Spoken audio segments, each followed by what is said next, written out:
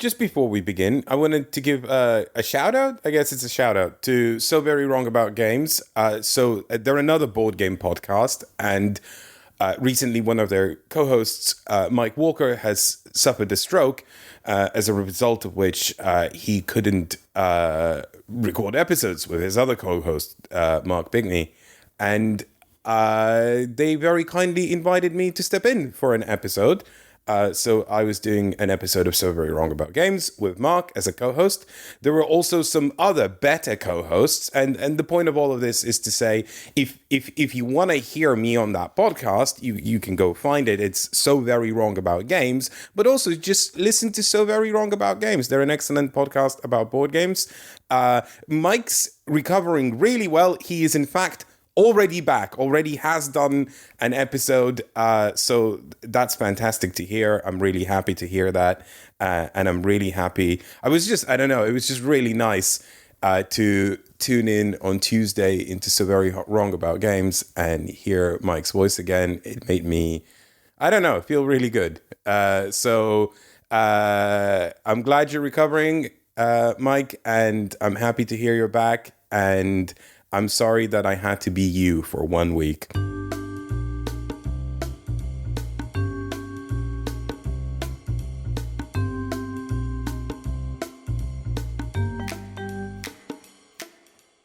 I've been playing the worst game. That can't be true because I've just played the worst game, so I don't know what your worst game is. Well, does your game, the game that you played, did it bite you all the time? No, it didn't. But like experientially, it felt like it did. I'm going to talk about mine in the bonus episode, however. I don't know what you're talking about.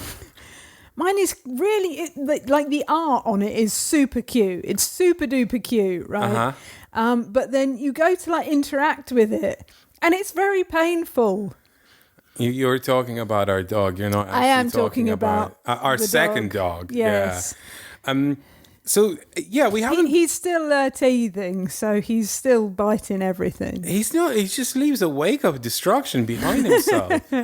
One of our dogs, I'm not going to say which one, is extremely well behaved. Mostly. I'm very happy when with she her. feels like it. Like, look at her right now. Yeah. She's just like Conked an angel, lying down on a pillow, being super cute. I mean, he is also very cute. He is also very cute, but Little womble. he is so much... I don't know what I was thinking. I thought, oh yeah, I can do this. I guess I can, but I am so tired. This isn't going to make us behind at all. We can handle another dog and like get everything done at the same time. Oh my. Yeah, anyway. Were we wrong? So the gap between podcast episodes, apologies. We just not playing as many games. We don't have time. Most of our time, both of our time, is somehow eaten up by this tiny thing that keeps growing and has a lot of teeth. I'm glad he's growing though. It means we're doing something right. Yeah. He seems happy in himself, and he does. And he's starting to behave a little bit more, not much. And I'm sure he will appear in our videos at some point. Yeah, when we've trained him sufficiently. Yeah, as soon as we can figure out how we can film videos with him around. Well, that's true. Yeah. Welcome to Talk Cardboard, a podcast about board games and everything adjacent with me, Elaine, and you. It's my name, Efka. On today's episode, we'll be sowing the seeds of vegetables in harvest. I know I said that weirdly. I'm going somewhere with this, I promise. Sowing spy seeds for the French resistance in War Story, and sowing seeds of hexagonal conflict in Dorfromantik, the Duel. What about... You see what I did there? What about the seeds of love?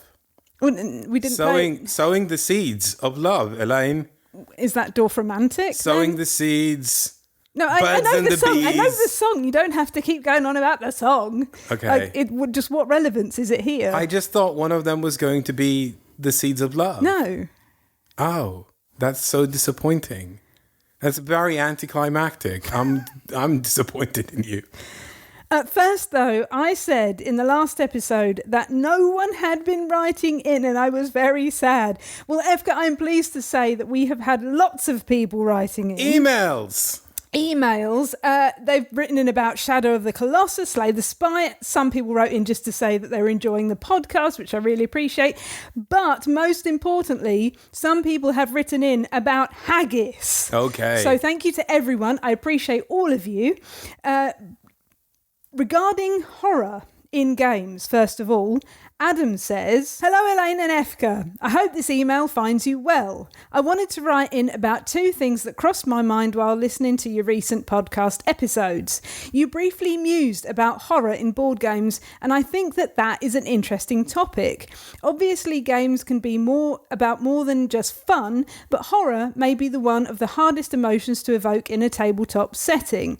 I've played a few horror-themed board games and more than a few horror tabletop role-playing games, and have found it is quite difficult to get a group of your friends to be scared in the way people are scared when watching a great horror film. On the other hand, the fear derived from the tension is very easy to evoke in a game setting, see Jenga, which I thought was quite funny.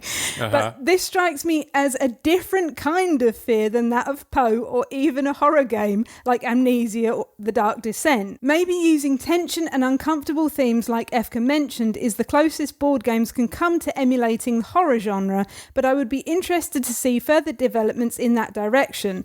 I think any board game that actually left the players with lingering feelings of fear and dread would be a niche product, but an incredible design. Alternatively, you can just tell your gaming group you're about to play Munchkin to have them experience true horror." Funny. "I'm curious if you have played any games that struck you as having a particularly unusual emotional palette, ideally in both theme and gameplay. I would happily purchase a tragic game that made the players feel depressed and dour afterwards, but that is my own strange taste." They also talked about Slay the Spire, and they would like to hear more of our thoughts on it. Which I presume, since we published the video after this email has arrived, there's more of our thoughts on it. I think we already fulfilled that bit. Okay, good. I think I've definitely experienced tension more in role-playing games. I think it's much easier to achieve because they're a lot more emotional. They're a lot more narrative-based, and they ask you to inhabit a character. Mm-hmm. I feel like if people, like, it depends on the person. Some people just maybe don't get scared, but some people don't get scared at all watching any kind of films, you know? And certainly I watched a lot of horror films don't scare me. They just make me feel uncomfortable because they make me think about things I normally wouldn't. Right. Right? And I think that's really like the difference, because not the difference, sorry. I think that's really what we mean when we talk about horror in horror films, because I don't feel like anyone is really scared by jump scares. Well, I was going to say a similar thing. Like, if someone taps you on the shoulder, you will jump. But you're not necessarily scared, but you have that reaction anyway. Yeah. And the same thing with horror films. If something pops up, you're probably going to jump. But it doesn't mean you're actually scared. You just have that reaction. Yeah, exactly. Right. Yeah, you're right. Like, there are things that you end up thinking about for a long time after you've seen it. And, like, you're in bed and suddenly it's popping into your head. That's more scary. Yeah, I think so. I don't know if I get scared anymore as I did as a kid, you know? Like, I certainly, like, remember, like, I watched Alien far too young, and I remember that being quite scary. And a lot of classic, sci-fi films I watched when I was quite young. So I remember that 2001, the ending sequence used to scare the jeebers out of me, you know, like I just... But you watched that recently. Yeah, no, nothing, like, you know, it doesn't matter. You know, so like visual scares, I think affected me more as like a kid, but they don't so much anymore. Judge Doom from Who Framed Roger Rabbit still scares me now. Like, I watched that recently. And that's not a horror film. That's no, it's not a horror film. But it's about like a visual representation of something, right? Do you know what I mean?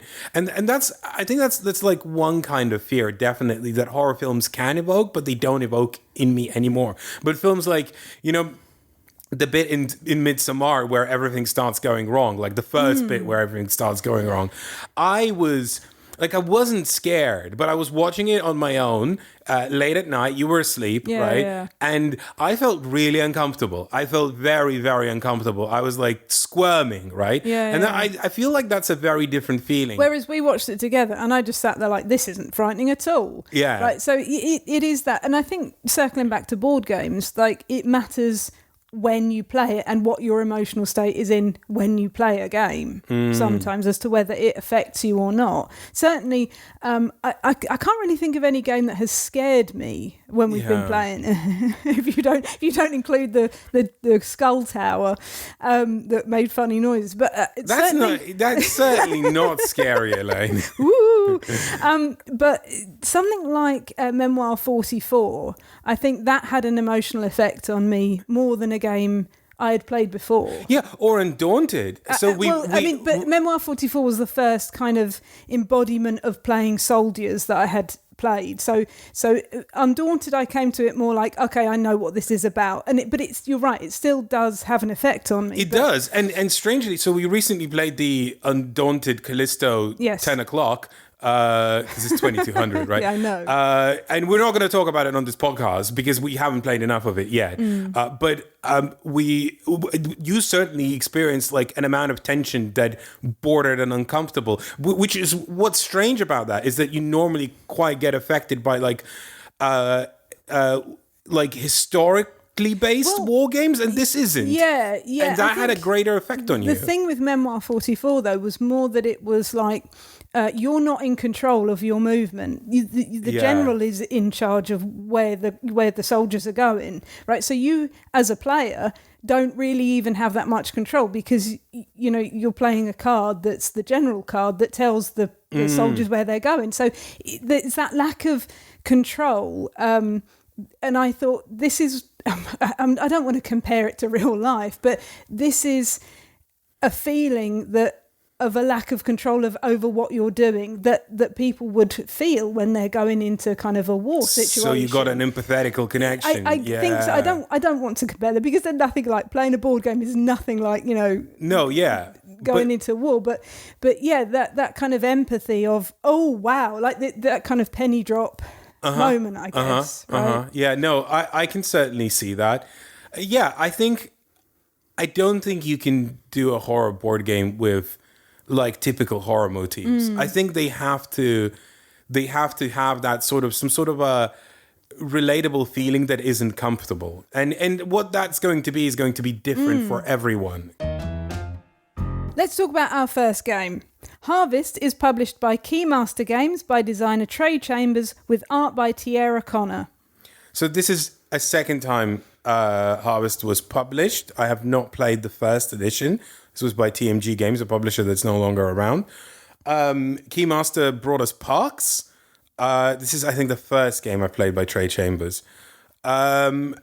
It's an interesting experience. I know we had a very different reaction to it. Talking of things that give you the creeps, animals in clothes. Right. Okay, I guess that's something we can start with.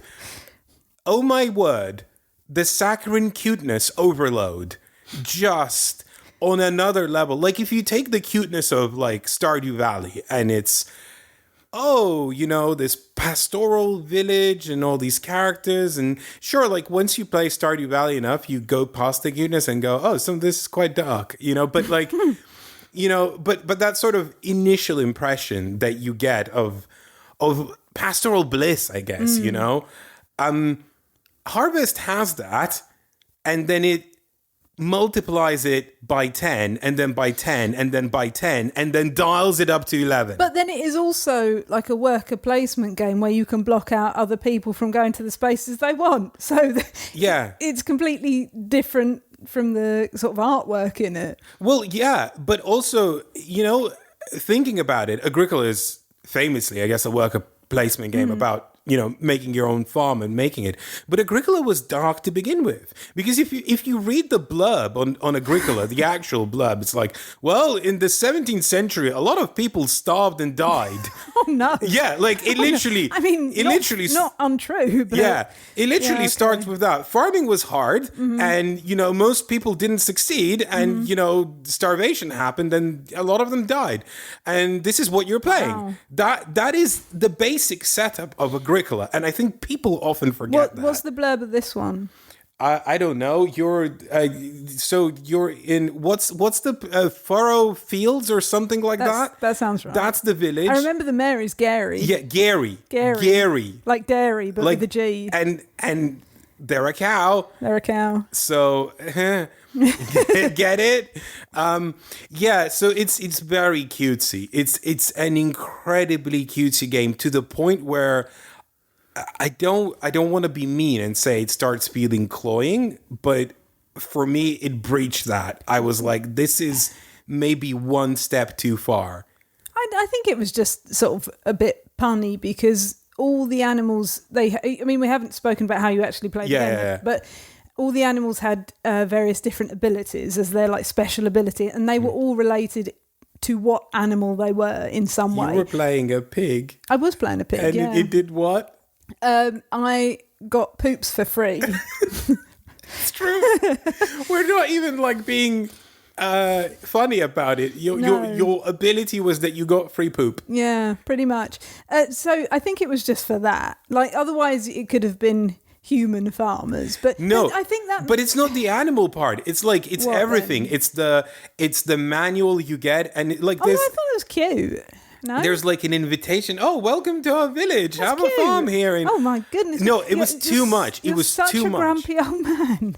I'm not. It was cloying. I'm sorry. It was cloying. How dare this game be cute? And No, nice. okay. I think there's cute, and then there's harvest Cloying. cute, right? Like I think it's not criticism. I'm not criticizing it. I'm just saying it. For me personally, took it one step too far, right? That's it. That's all I'm saying. Do you want to tell us about how you play the game? Yeah, so you have workers and you place them on action spots, and those action spots will give you things. What's the piece that you put on the action spot, Esther? It's a little wheelbarrow. Which I thought was a mouse. Unless you backed with the extra Annie meeples. So then you have the Annie meeples for every one of your characters. Whereas if you don't back for the extra Annie meeples, your version just comes with Annie meeples for the 4 bonus Kickstarter characters that come with. Anyway.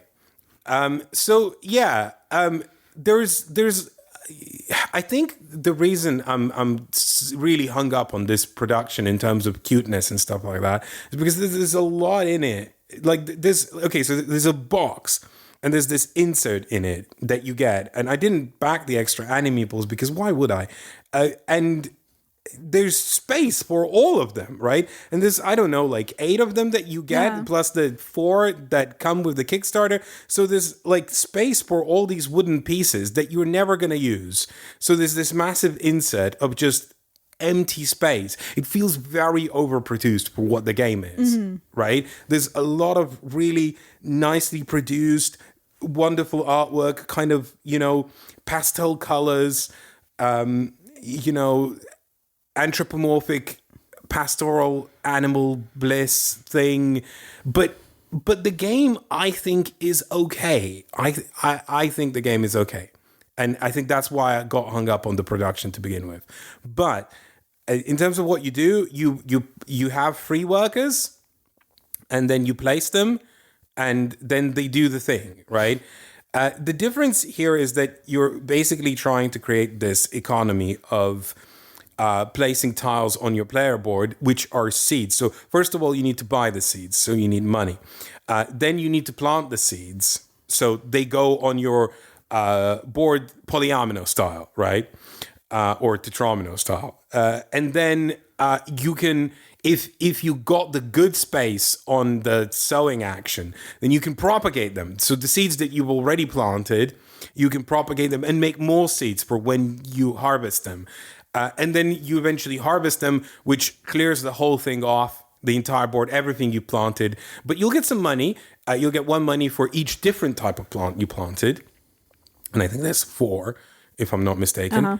And you'll also get a lot of victory points based on, again, which types of plants you harvested. But that's not per type, that's for every one.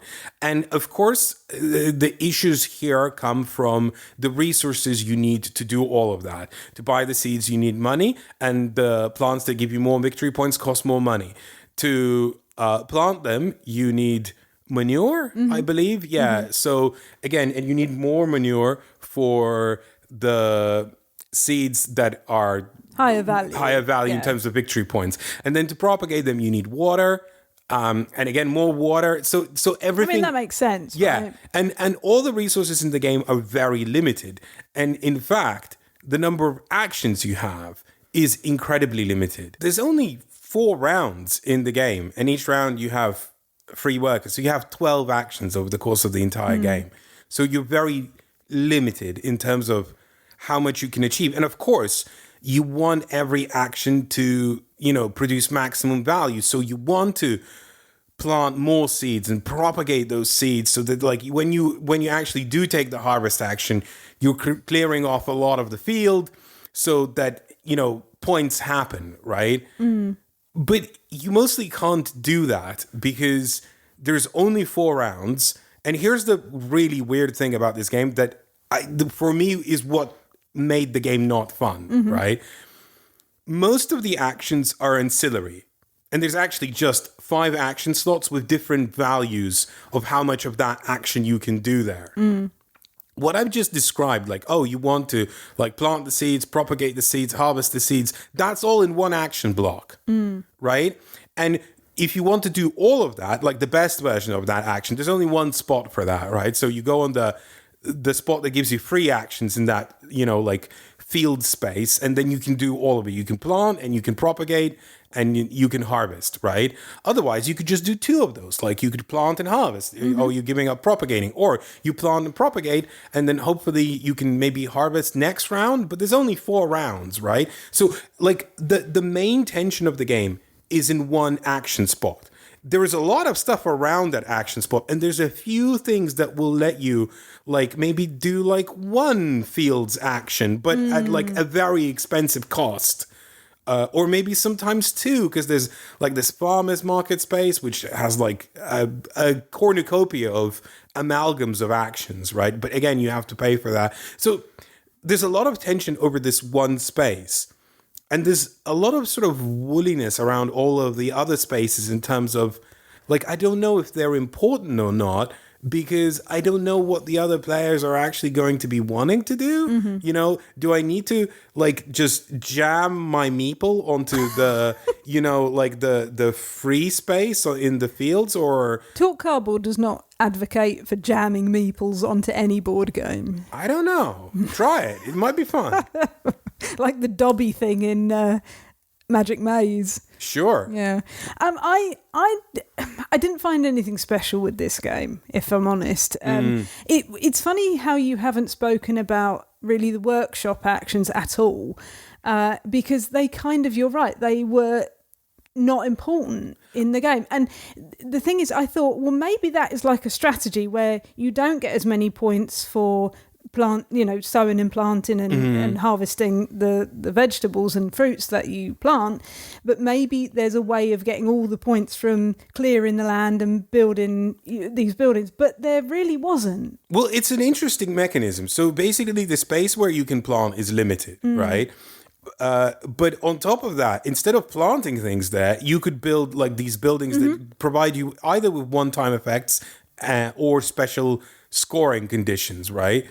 So, and any of them are like worth 2 points, and 2 points is, I guess, okay, but they take up a significant chunk of your player board when you build them. So there's a real downside to building them, but you probably do want to build some because they might provide you with maybe that action that you were missing and really needed to get. Or because again, there's only 4 rounds. Yeah, or that resource that you really need to get. And I found it strange. And the reason I found it strange is because like the natural instinct for me when I'm playing a game like that is to think, oh, okay, so I'm giving up space, but it's going to give me a cool ability. Whereas here, it didn't feel like it was going to give me a cool ability. It felt like it was going to mitigate something. It was like playing catch up. Yeah. Right? And so I didn't fancy, I'd still built some of those buildings, but I didn't fancy building them. And of course, there's another thing that like you can open up more space on your player board by taking these buildings off. And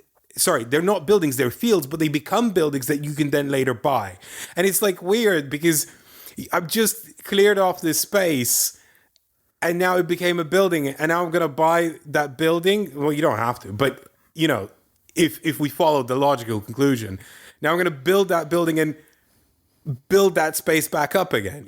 I don't know. There was something quite strange about that. Well, I guess that's the toss-up, isn't it? That you're clearing some space. Will you get more points if you then plant vegetables or fruits in that space, or will you get more points if you build a building there? Or do you need to build a building because it gives you this thing that you're missing somewhere else? Which sounds like an interesting dilemma, right? And I don't want to take too much away from Harvest because I thought that it was very competently designed. I agree. I thought that it was smooth.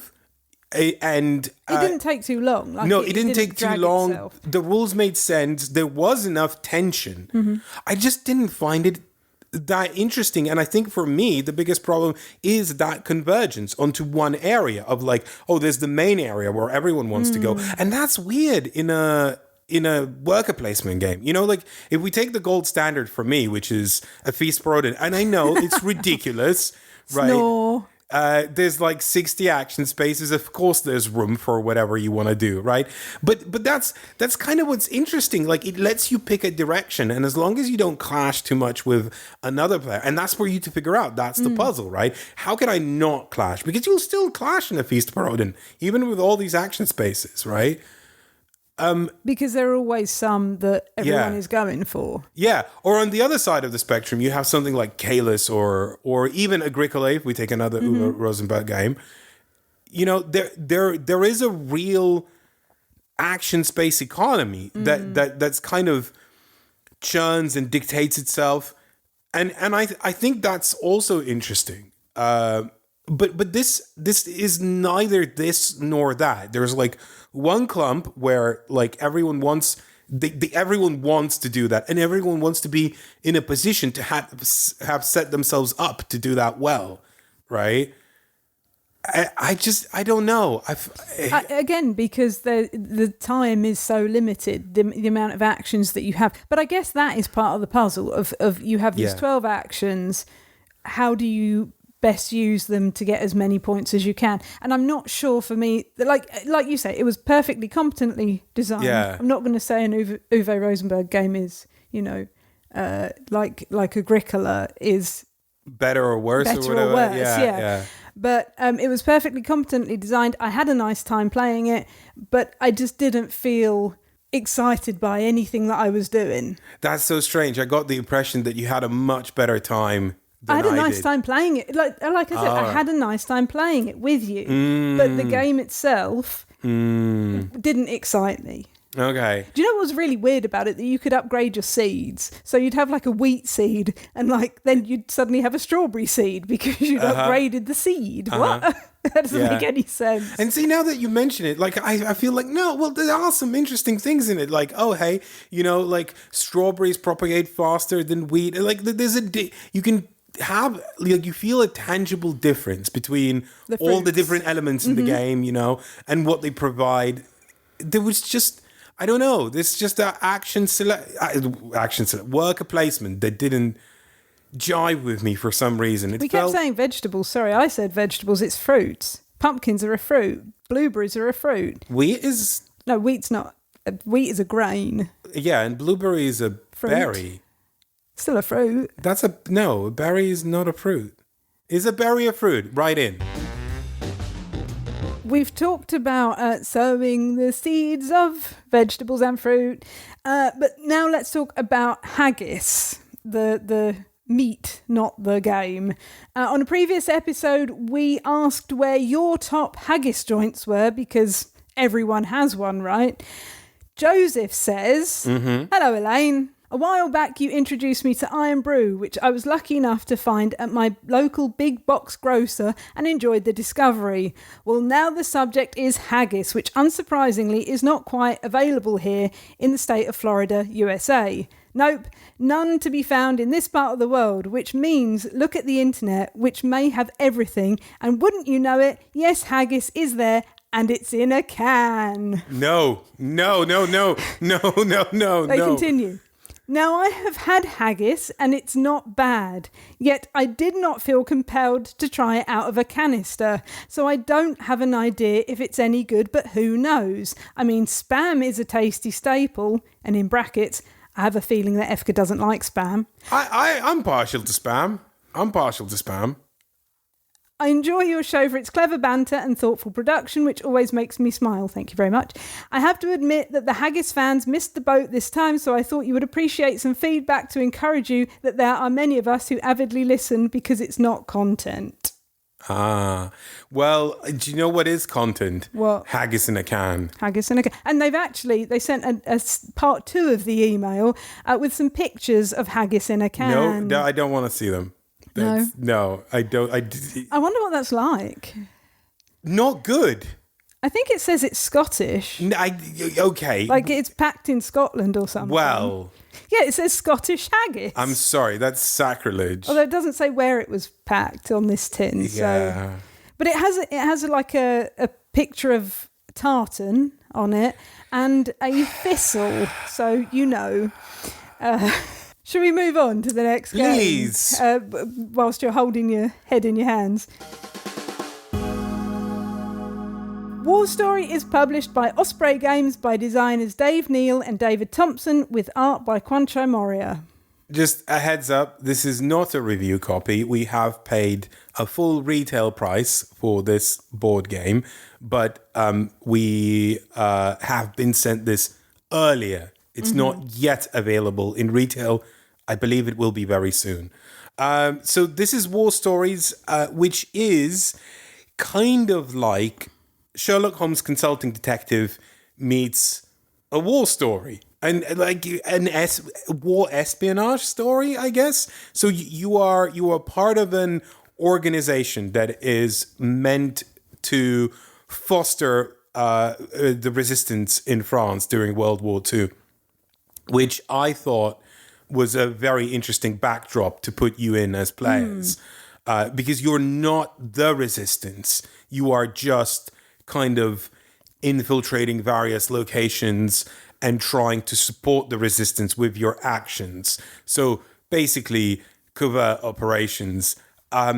Really cool premise and really cool idea to kind of like make it, because it does have some elements of, I don't want to say like war games, but there is a more gamified sense here than say Sherlock Holmes Consulting Detective.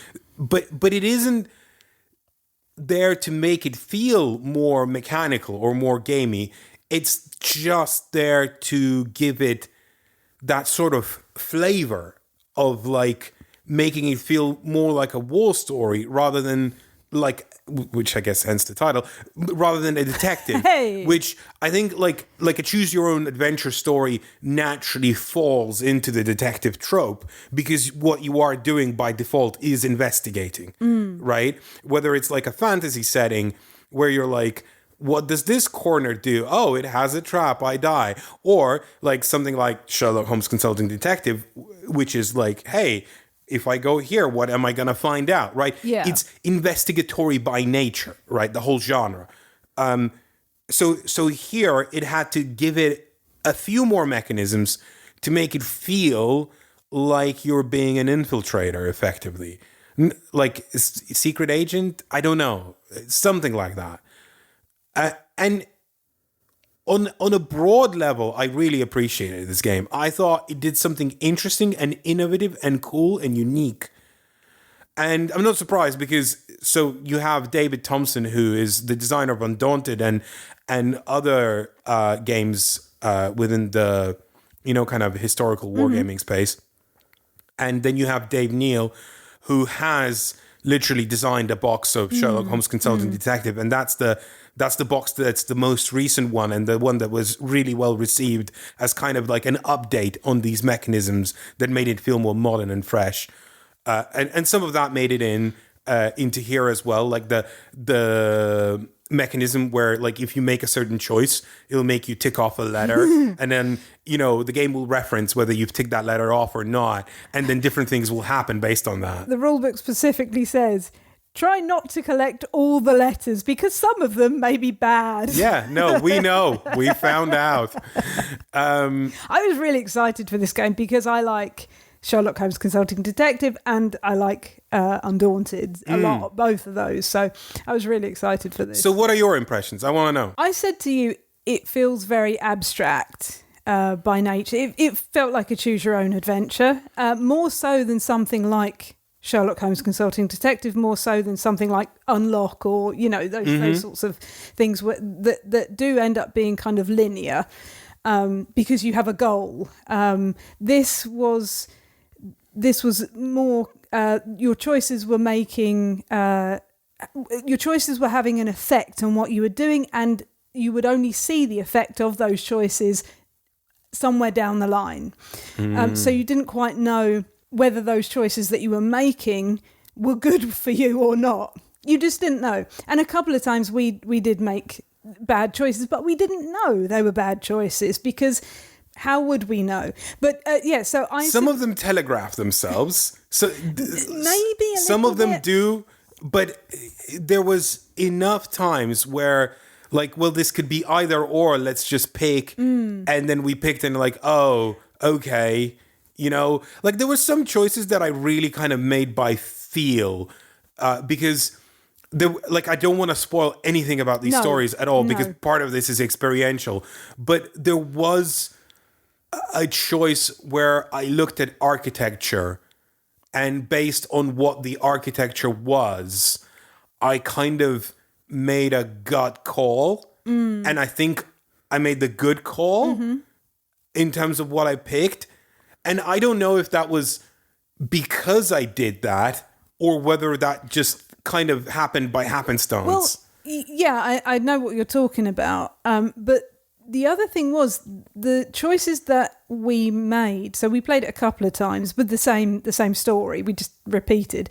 More on that later. The choices that we made, maybe they had more of a negative effect now, or maybe they didn't.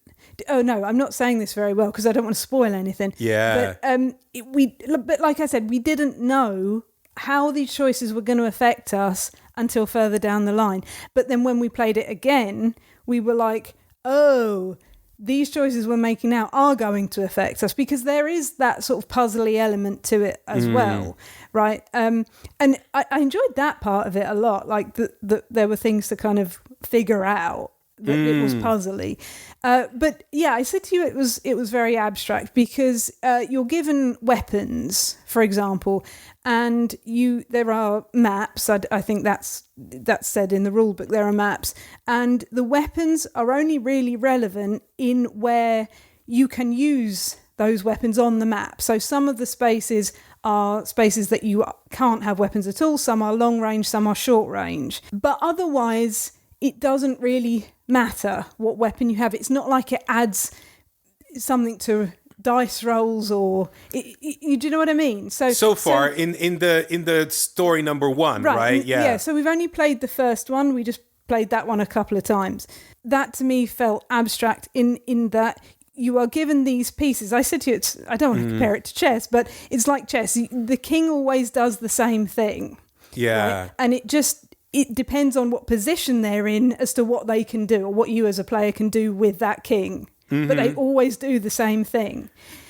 So it felt kind of like that to me. I think it's important to broach in terms of rules, like that there is a very diverging element in the game where it stops being just a choose your own adventure, but it becomes like almost like a little map skirmish game at some point. Like it's almost like you find an encounter and then you have that encounter, right? In a role-playing game where like you're given a map and you go, oh, place your pieces like wherever you like, because you're controlling 4 characters effectively.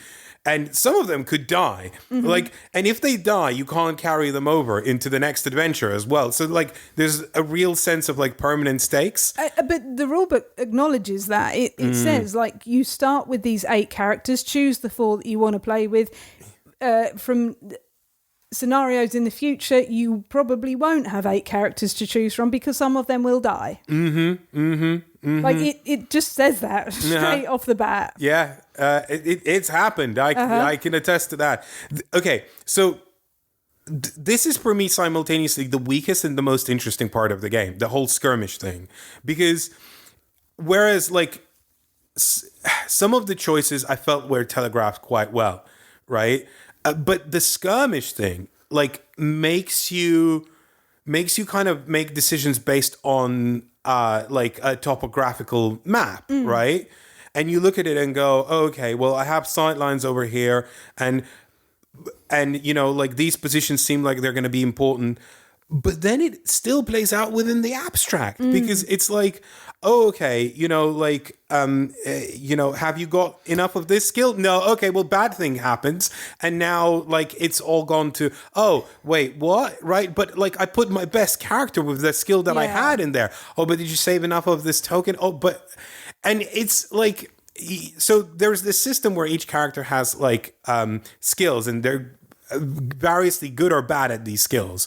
So their awareness, something like influence, you know, talking to a person, tech, you know, how well you can build things, and stealth, how sneaky you are. And then there's the firearm skill, which is kind of separated because it's affected by a different token. So you have anywhere between 1 and 3 in these skills, and then oftentimes the game will say, oh, hey, out of the characters that are in this position, or all of your characters, who has the lowest stealth? Oh, that's like 1, because someone's going to have stealth of 1.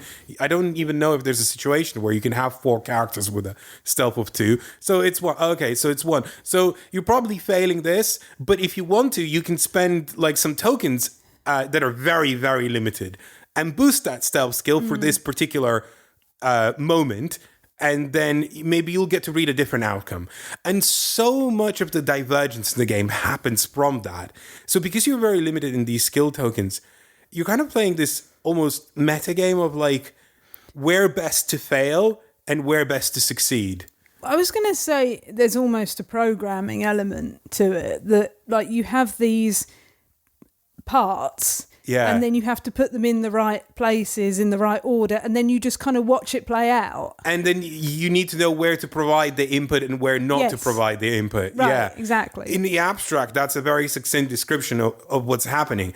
But I do feel like it does give you the flavor. You know, narratively. The story is perfectly good, yeah. Of like, oh, yes, I am in this scenario and these are real people and, you know, I must save them or they're going to die or whatever. You know, like there's real tension and real stakes. And I enjoyed how the game generated that. But that sort of abstract sense of like, I just need to know when to spend these tokens and when not to spend them, that felt a bit arbitrary in that way that choose your own adventure games can be, you know, like, and so we played through one scenario and, you know, had some encounters and, you know, had a taste for what combat in this game is like, punishing. And it is. And we could have went on to another scenario, but my gut reaction said to me, we have to play this one again. And there's only 3 scenarios in the box, right? And turns out my gut reaction was right. I think playing a scenario multiple times is the intended experience of this game. Not necessarily until you get the outcome that you want, because I feel like that could become tedious very quickly. It's not Slay the Spire. Yeah. But certainly, you certainly want to play this, like each scenario at least twice. Maybe twice is the right number. Because we got a completely different experience the second time round with an identical outcome, I might add. Yeah, well, yeah, that was true. Yeah, so there's like 2 objectives, and there's like various states of success for these objectives. We got the exact same states for those objectives, and we had the exact same character die, even in completely different circumstances. We did, and everything was different. Like to some degree, some things were completely different. One thing was a little different, but I did not feel like I was playing the same scenario. I didn't get the same story even. Like the story was different.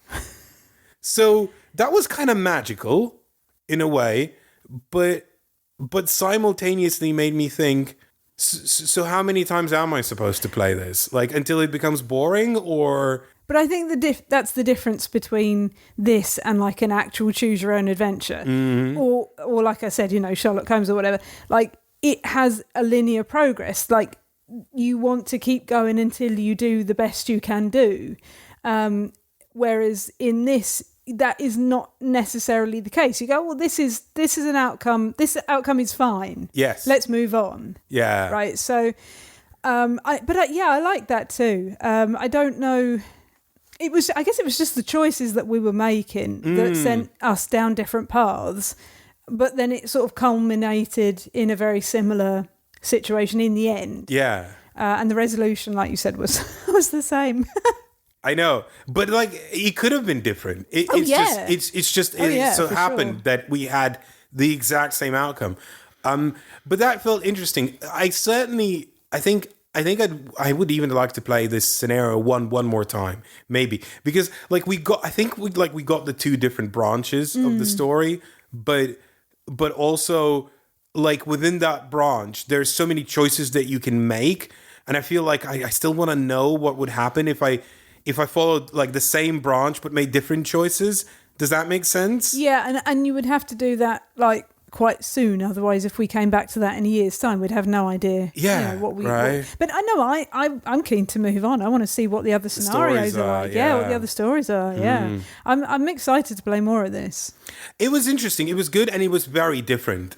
So I don't think everyone's going to like this, because I think some people are just going to be very, very frustrated by it. It can be prodding, in that way. There's just like, this is annoying now, please leave me alone, right? Yeah, you walked away from the table at one point. But I think I was just not having a very good day to begin with, so like I felt pretty overwhelmed by the game, but not in a like mechanical sense, but like in a narrative weight sense. I was like, this is a bit much, I want to step away from this, right? But I think it can be testing, because sometimes you just go, okay, this seems like tactically the reasonable assumption to make, that this is what I want to do, and then you do it, and then you maybe even waste some resources that are very precious, and then you read the outcome and you go, please, oh no, So yeah, I know that it gave you that feeling. Yeah, it can do that, and I'm never a fan of that, but because I think game design has left that in the bin decades ago, but choose your own adventure is a genre that persists, and it has its genre tropes. As much as I don't like them, I'm perfectly happy with them in something like Sherlock Holmes Consulting Detective, because I feel like it doesn't impose arbitrary fail states. This was a little more testing for me. Editor Elaine here. I just wanted to say one more thing about War Story, which was that I wish it had some sort of introductory scenario, because when you are reading a rulebook in this kind of game, you're never quite sure if you don't understand something because you've missed it in the rulebook, or whether it's because you're not supposed to really know it yet, because you'll find out through the gameplay. And I always find that quite difficult for my own brain to work out which one it is. So I kind of wish it had some sort of little introductory scenario that you could just see what everything does in it. And Editor Efka here, it now exists. It arrived in the post today, just went through the letterbox, and there is an actual demo scenario that they're going to use for conventions or whatever, and to show off the game, but also they're going to make it available as a free-to-play kind of thing. I think you still need a copy of War Stories to try it out, so it's not like a demo that everyone can enjoy, which is sad.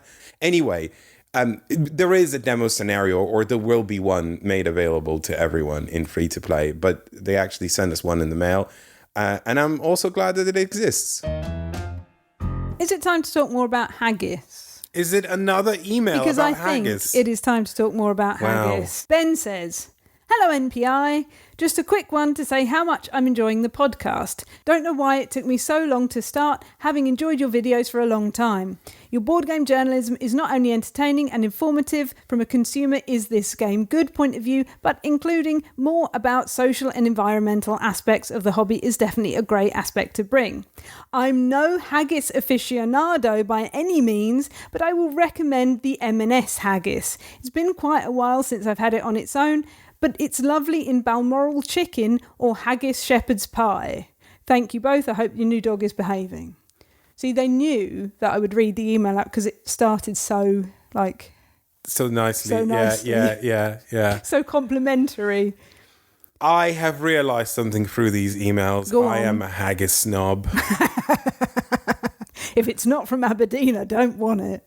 Oh, it could be from Orkney, you know. If it's not from Orkney, I don't want it. Or Kirk. No, sorry, Kirkwall is in Orkney. I mean, what's the island the further from Orkney? What are the islands? The Shetland Islands. There we go. I'm sorry. Haggis. I'm sorry, Scotland. I forgot the word for Shetland Islands. I am a haggis. I would not eat M&S haggis. I'm sorry. I'm so sorry. I'm so genuinely sorry. I don't know what Balmoral chicken is. I've no idea. I've never heard of Balmoral chicken. Do you know what it is? No, I don't know what that is. I'm gonna have to Google I'm sure. that I'm one. sure it's good. I'm sure it's good. But M&S haggis, I can't eat supermarket haggis. I can imagine eating haggis shepherd's pie. Maybe M&S haggis is good. Who knows? Because M&S is quite pricey, isn't it? I mean, they think they're good. Yeah, M&S. right. It is that. But like, I had a pretty good sausage roll from M&S. I thought this is definitely better than a Tesco sausage roll. You know, it's like stuffed with spices and it's big. You know, it was nice. It was good. I really liked it. And the sausage meat in it You was... would give the haggis a go, would you? Maybe. I don't think I would. I need to try it. But like supermarket haggis traditionally is very bad. Yeah. You know, so I don't have high hopes. That haggis we got from Aberdeen last time, that was nice, wasn't it? That was really good. Yes. Right? Yes, that was lush. Yeah, you try that in comparison proper with like lush. supermarket haggis and it's like day and night, right? Yeah, haggis snobs. Haggis snobs. Let's talk about our last game of the podcast episode. This time, Dorfromantik comes from publisher Pegasus Spiel. I'm talking like Roger Moore. No, not Roger Moore. Sean Connery.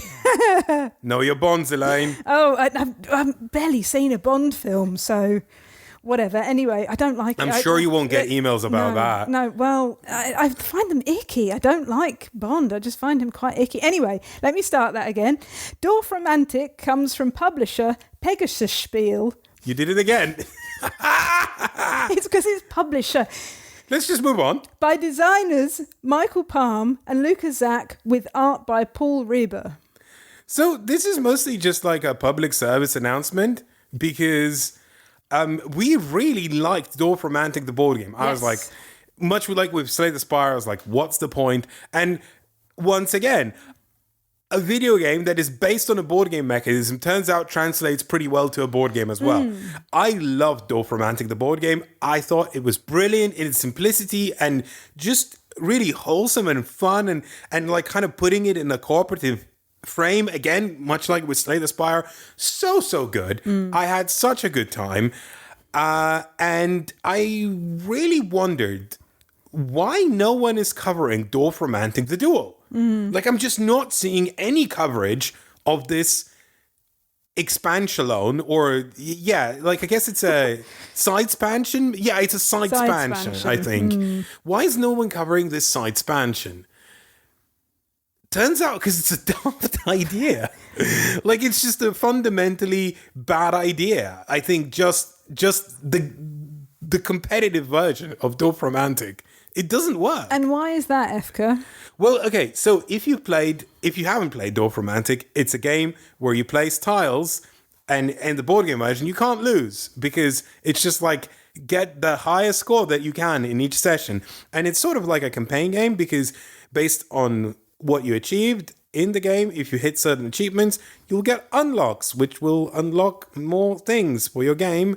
And then you can play with new tiles and new scoring conditions. And it's kind of like villages, forests, and fields and railroads and rivers. And you connect them in various ways. Some of them you don't have to follow cohesion. Like any tile can go to any tile. With rivers and railroads, they have to cohere. And there's like these quest tiles that say, hey, build a village this big that's connected and build a forest this big. And so you go about building this thing, scoring points and, trying to maximize your score. Nice, cool, fun, cooperative. You draw a tile, everyone decides where it goes. It's just nice because you draw the tile and it's fun to talk to other people about it. I'm not going to go on. We've covered Dorfromantik the board game on the podcast and on the video. Watch the video if you like. It's pretty good. So Dorfromantik, the Duel, basically says, okay, now that, but competitive. And you go, how does that work? Well, turns out each player gets their own unique set of tiles. When I say unique, I mean, like, no, they're identical, the sets, but, everyone has their own set. Their own personal supply of tiles. Yeah. And it's a 2-player game. So one player has Duel. Duel, has the tiles randomized and shuffled in a face-down stack, like in the normal game. The other player has all the tiles, and there's a lot of them, in a face-up piles that maybe they can arrange in a way that makes sense to them. And then, so one player draws the tile, and then the other player goes, wait, I have to find this identical tile in this pile of tiles that you've just drawn. And then you find the tile. And by that point, the first player has already placed the tile. And you go, wait, I need to place my tile. So the other player waits for you to place your tile. And you feel that pressure of them staring. And then you go, okay, I'll place it here. And then cycle that over and over and over again. And my word, what a difference competitive makes. I said to you, they sucked all the fun out of this game. It really did, didn't it? Because the joy of Dorfromantik, the board game, was that discussion that you... Yeah, where should we best put this tile? Right. What can we do with this? Yeah. Can we create a really long railway, or can we fit it into complete an objective or whatever? And you just lost all of that because you're under pressure. You're under a lot more pressure, even as the person who takes that tile first, right? Because you're making sure that the other player has got this exact tile. Because if you say to them, oh, it's this and this, right, and you don't show them it properly and they take a wrong tile, right, then you're going to mess their game up and mess your game up. And then you're waiting for them, and then you're getting frustrated because, and you don't want to be frustrated because you want to give them all the time that you've had to place their tile too, but then you're going, oh, well, like your mind's wandering off somewhere else. You're not in the game. Yeah, and do you know what? Okay, so there's something to be said about the idea that you are getting the same set of tiles in the same order and just see who builds a better Dorfromantik, right? And I kind of get the conceptual appeal of that, right? Like, that sounds fun. Who's better at this, right? Because you're not playing against yourself in your previous course, like in the previous games, you're playing against another person, right? And okay, I get why that might sound appealing. But when you play it, you realize that that's maybe this isn't Dorfromantik's greatest strength, competitiveness, because it dragged the game out. It became long and not that interesting. Do you know, from a practical point of view as well, this took up the entire table and you had to move your tiles because you don't know which side you're going to build out from. And then you start encroaching on the other player. Exactly. I thought it was quite funny that there's an actual real-life spatial element to it. I mean, sure. I appreciate that not everyone's going to find that funny. Do you know what is funny? I've also realized that it's not necessarily, given enough space and enough copies, right? This doesn't have to be a duel game. You can play it with 100 people if you wanted to, if you had 50 copies, right? No one's stopping you. If you had the biggest table in the world. Well, maybe multiple tables. Oh, I see. Oh, okay. Yeah. Yeah, all right then. But yeah, you could, really. It's just one person shouting out the tile. This is the tile I drew, and the other 49 find that tile. On an overhead projector somewhere. Like we did with number 9. That's true. We did do that. It was an 80-person game or something like that we played? It was a big game. It was a big game. I don't know if you could play this in a pub, though. No. It takes up too much table space. Yeah. It does. And the tiles will shift about. If you're a little bit clumsy, like I am, it's very easy to knock those tiles. Yeah. And like you moved your tiles, even though I had more space on my side, because I'm less reliable in moving my stuff. So I said to you, I wish there was like a fuzzy felt on the back or something, where and like a big battle mat that with hexes on that you could just stick them like onto this mat, and then they wouldn't move around. That's going too far for Dorfromantik, the board game. Quite possibly, you are right. I will say there's a couple of modules as well, which spoil the things in the main Dorfromantik board game, the campaign mode. So definitely don't get this before you play Dorfromantik, the board game, although I don't recommend you get this at all, unless, of course, you're a Dorfromantik, the board game completionist, because in it has a mini expansion for Dorfromantik, Yes. the main board game, which I want to keep. However, this duel version, which isn't even a duel because you could, with multiple copies, play it with multiple players, I don't want to keep at all. So, I was not impressed. It left a sour note on what is otherwise a very enjoyable experience for me. Okay, very quickly, Elaine. The beast has woken up. We have to wrap up the podcast. What's on the agenda? Well, just one very quick email. It's like one line and then that's it. Okay. So, lastly, a very quick email from Greg to say, don't worry, Elaine, you're not alone. I remember Terrorhawks. Thank you, Greg. I appreciate it. I don't know what that is, so we can move right on. What's next? What's next on the agenda? Thank you so much for listening. And if you have anything to say about anything from this or previous episodes, let us know. Elaine@nopunincluded.com. It's the only way we know anyone listens. Flaming Thunderbolts, Efka, it's the end of the episode. That one was for Greg. What's on the bonus this week and how can people find it? Wow, we are blitzing through this. It's like we're on double speed. I know, right? Because all that happened was like there was a sting and we were and now we're like this. But you have to understand, the puppy has woken up. He has a rabbit foot, but that will end soon. It will end. And then our life will become hell. Anywho, on the bonus episode, we have Skyrim, the board game, initial impressions. Not good, by the way. Not good. This is specifically the Elder Scrolls The Skyrim : the adventure game from Modiphius. And then you have some impressions of Locke, which is a little Correct. puzzle notebook, isn't it? Yes. Nice. That's on the bonus episode. You can access the bonus episode by becoming a Patreon member. Join us on patreon.com/nopunincluded. Support independent board game media and get yourself some bonus episodes of this very podcast. And with that, why don't you say goodbye, Elaine? Goodbye, Elaine. Goodbye, Elaine.